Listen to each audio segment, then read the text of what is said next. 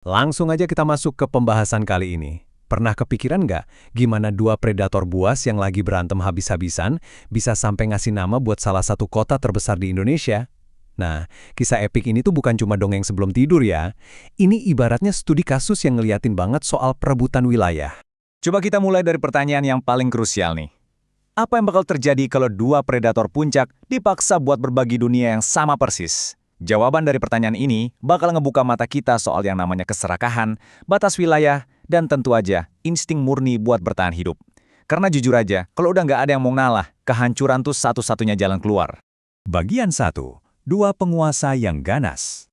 Coba kita bedah karakternya. Di satu sisi, ada Baya, si buaya raksasa. Dia ini penguasa sungai mutlak, pemburu yang super sabar, cerdas, dan bisa dibilang nggak pernah gagal nangkep mangsanya.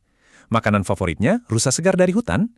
Terus di sisi lain, kita punya Sura si hiu ganas, raja lautan yang tak terbantahkan, tapi dia punya satu masalah. Nafsu makannya itu loh, rakus banget dan nggak pernah terpuaskan. Bayangin aja, seekor hiu raksasa yang udah bener-bener muak dan bosen makan ikan laut tiap hari. Nah, rasa bosen ini nih yang akhirnya bikin Sura berenang menyusuri pantai sampai tanpa sengaja masuk ke area muara. Karena penasaran, Sura melompat dan menyambar seekor rusa di tepian sungai. Begitu dia nyicipin daging hewan darat buat pertama kalinya, insting rakusnya langsung nyala. Sura sampai mikir, wah, hewan daratan ternyata nikmat banget, aku harus balik lagi ke sungai ini. Hasrat baru yang nggak terbendung inilah yang jadi pemicu konflik utamanya. Lanjut ke bagian 2, pertempuran dan perjanjian muara. Invasi Sura ini ternyata nggak main-main loh. Dia masuk jauh ke dalam area hutan dan dengan gampangnya memangsa 3 ekor rusa sekaligus. Otomatis, Baya si penguasa daratan mergokin kelakuan si hiu. Bukannya minta maaf, Sura malah dengan sombongnya bilang kalau hutan itu luas dan nggak ada tuh tanda kekuasaannya si Baya. Wah, ini langsung memicu pertarungan brutal yang berlangsung berhari-hari, siang malam, sampai bikin geger seluruh penghuni hutan. Mereka berantem habis-habisan sampai dua-duanya benar-benar kehabisan tenaga. Nggak ada yang menang, nggak ada yang kalah. Seri. Dan ingat ya, perjanjian muara yang akhirnya mereka buat itu murni karena mereka udah sama-sama capek ekstrim, bukan karena niat baik. Jadi, poin yang paling krusial di sini tuh soal garis batasnya. Perjanjian muara ini bisa dibilang langkah putus asa aja sih buat jaga ketertiban di antara dua pembunuh berdarah dingin ini. Mereka sepakat ngebagi dunia pas di titik muara sungai. Bagian sungai dan darat itu wilayah mutlaknya Baya, sementara laut itu wilayahnya Sura. Sebagai segelnya, diletakkanlah sebuah batu perdamaian, garis batas yang benar-benar nggak boleh dilewati. Awalnya sih cara ini kelihatan berhasil. Berbulan-bulan lamanya hutan balik lagi ke kondisi yang super damai. Baya akhirnya bisa tenang kan karena rusa-rusa favoritnya udah aman dari gangguan. Tapi, ya sama kayak di dunia nyata, perdamaian yang dibangun cuma karena rasa lapar dan tanpa rasa percaya tuh rapuh banget. Masuk ke bagian 3, trik licik sang hiu. Tadi kan kita bahas soal rakus ya. Nah, rasa lapar ini akhirnya ngebujuk Sura buat ngelanggar perjanjian itu. Sura nyusun strategi rahasia yang licik banget. Ada 3 langkah diam-diam nih. Pertama, dia berenang pelan-pelan banget ke arah muara biar airnya nggak beriak. Kedua, dia nyergap mangsanya secepat kilat di tepian. Dan ketiga, nah ini yang paling pinter sekaligus ngeselin, dia narik mangsanya balik ke laut buat dimakan di sana. Supaya jejak kejahatannya nggak kecium sama Baya. Taktik ini dia lakuin berkali-kali dan mulus banget. Sura tuh kepedean banget. Dia yakin karena dia udah lama nggak kelihatan, Baya bakal lengah dan ngerasa aman. Sura ngeremehin Baya. Dia mikir, ketipu kan lu Baya, sekarang waktunya aku jalanin rencanaku. Kutipan ini nunjukin dengan jelas seberapa minimnya rasa hormat Sura sama batas wilayah yang udah susah-susah mereka sepakati. Sekarang kita masuk ke bagian 4, jebakan Baya. Tapi Baya tuh bukan buaya sembarangan.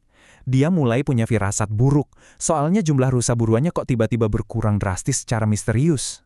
Dari situ, Baya nyusun rencana balas dendam yang brilian banget. Ini udah kayak analisis kasus investigasi loh. Baya sengaja nangkep seekor rusa, terus dia lukain kakinya biar nggak bisa lari. Rusa malang itu ditaruh aja gitu di pinggir sungai sebagai umpan yang mustahil buat ditolak. Abis itu, Baya sembunyi di balik batu, ngawasin dalam diam. Dia benar-benar udah bisa ngebaca sifat rakusnya si Sura. Dan tebak, benar aja, Sura muncul dan langsung masuk perangkap. Dia kegirangan dong ngelihat ada mangsa sebesar itu, tanpa sadar Baya udah ngintai dari tadi. Begitu Baya keluar dari persembunyiannya dan meledak amarahnya, Sura malah santai aja, Nggak ada tuh rasa bersalah. Malahan, dia ngeluarin rasionalisasi yang super menghina. Sura ngeles kalau dimanapun ada air, disitulah wilayah kekuasaannya. Bener-bener logika bengkok yang dibikin-bikin gara-gara keserakahan kan? Dia bahkan nyebut perjanjian mereka itu konyol, dan ngatain otak Baya nggak lebih gede dari kacang tanah. Wah, parah sih ini. Adu mulut yang panas itu dalam hitungan detik langsung meledak jadi pertempuran akhir yang benar-benar liar dan berdarah. Udah nggak ada lagi tuh yang namanya aturan. Pas lagi di puncak amarahnya, saat Sura lengah dikit aja, Baya langsung gigit ekor hiu itu dengan kekuatan yang gila-gilaan. Sura meronta kesakitan, terus dia bales ngegigit ekor Baya nggak kalah kerasnya. Dua-duanya sama-sama nahan sakit yang luar biasa. Tapi amarah Baya udah benar-benar diubun-ubun. Dia perkuat gigitannya sampai putus tak tersisa. Ekor Sura copot. Karena syok dan sakit luar biasa, Sura akhirnya ngelepasin gigitannya. Tapi gigitan itu ninggalin bekas permanen yang bikin ekor Baya jadi bengkok selamanya. Bagian kelima, asal-usul nama Surabaya. Tanpa ekornya, Sura langsung kehilangan kelincahan legendarisnya yang selama ini bikin dia ditakuti di lautan. Ngerasa kesakitan dan udah pasti kalah telak, dia lari terbirit-birit balik ke laut. Luka itu bukan cuma fisik ya, tapi juga kekalahan mental yang total. Semenjak hari itu, Sura si hiu nggak pernah berani lagi sedikit pun ngedekat ke sungai. Dia benar-benar terusir dari perairan darat untuk selamanya. Skala mitos dari pertarungan dahsyat ini secara harfiah benar-benar terpetakan ke dunia nyata kita loh. Nama wilayah besar di Jawa Timur ini terlahir dari gabungan nama dua predator tersebut, Sura dan Baya.